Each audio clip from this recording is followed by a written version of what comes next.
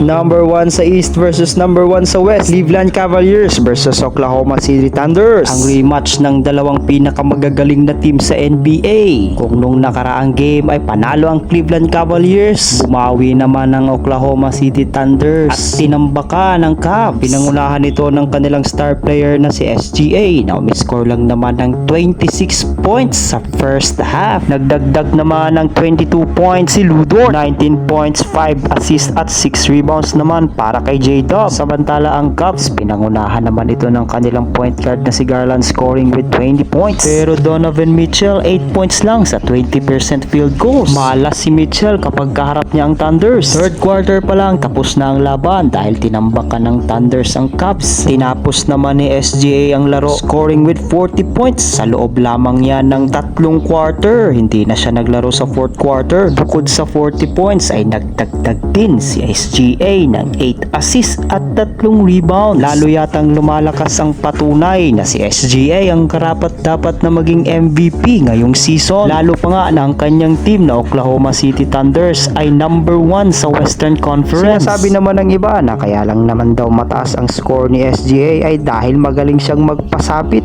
at kumuha ng foul. Kaya daw marami siyang nakukuhang free throws. Subalit sinagot sila ni SGA. Ang sabi niya, I don't need free throws. Pinatunayan naman niya ito dahil sa larong ito 5 free throw lang ang kanyang ginawa.